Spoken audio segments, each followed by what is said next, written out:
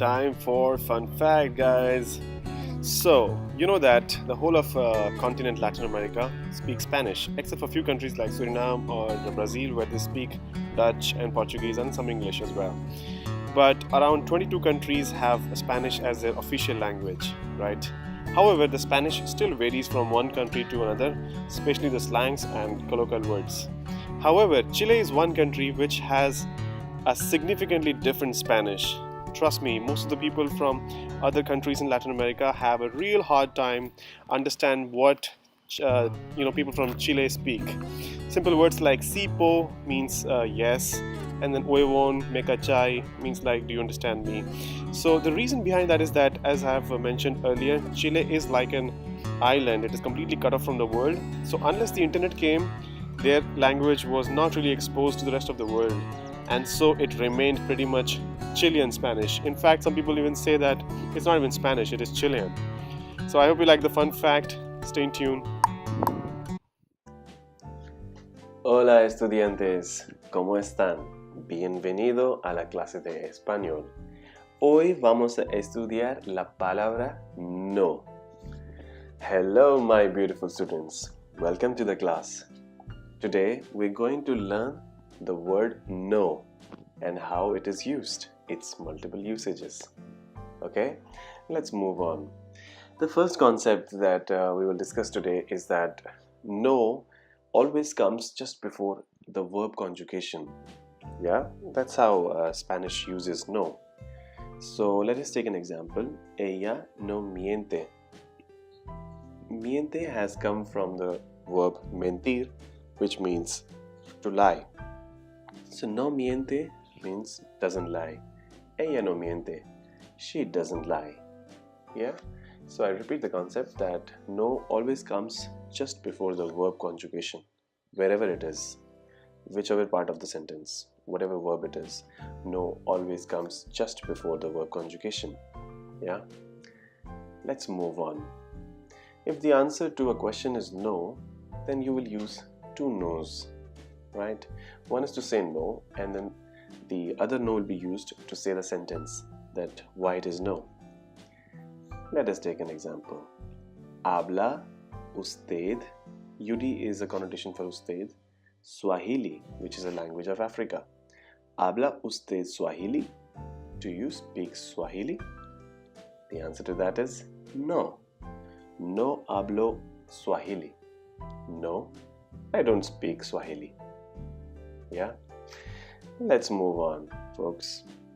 Let us see some of the affirmative words and their negative counterparts now. It's going to be very interesting and very useful when you try to make sentences and speak Spanish.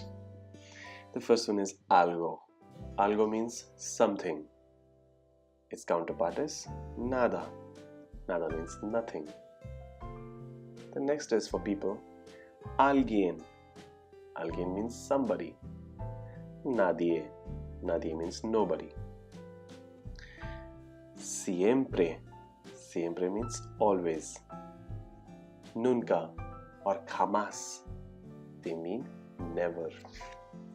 The next one is también. También means also. Tampoco means neither. Yeah. And then we have this special keyword, which is algún. Algún means some, right? And what you see in bracket is that you can add any of these to algún and different words will be formed. For example, alguno means some, but for singular masculine. Alguna will be some, but for feminine singular. Algunos will be some, but for masculine plural, and algunas will be some for feminine and plural. So alguno, alguna, algunos, algunas means some. Its counterpart is ningun. Ningun, ninguno, ninguna, ningunos, ningunas. Yeah, they mean none, and they are the exact counterparts of what you see here. Alright friends, let's move on and let's see some examples and speciality. And also see some examples how they're used. So nadie habla. Nadie habla. Nadie is nobody we saw here. Habla is the third person singular of hablar, which means to speak. Nadie habla, nobody speaks. Now, another usage is that in Spanish you can use two negative connotations to say one no, and it is absolutely fine. That's how the language is. For example, in English you say I see nothing. You just use one word, one negative word, and it conveys the meaning. I see nothing.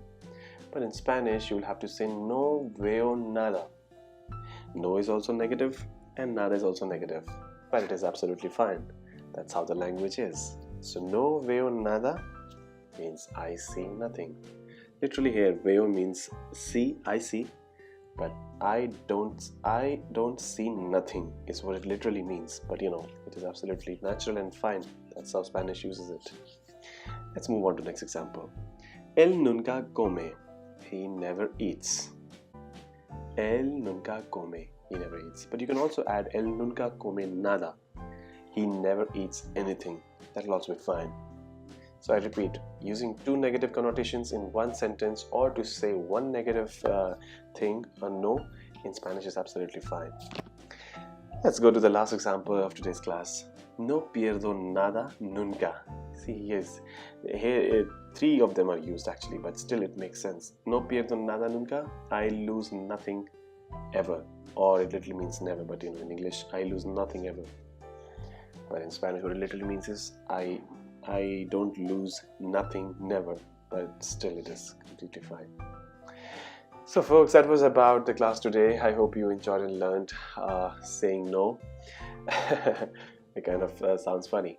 But if you wish to continue learning from me, please subscribe to my channel. And till next session, happy learning. Take care, goodbye. Adiós, cuídate mucho. Nos vemos muy pronto. Y muchas gracias para su paciencia. Gracias. Adiós.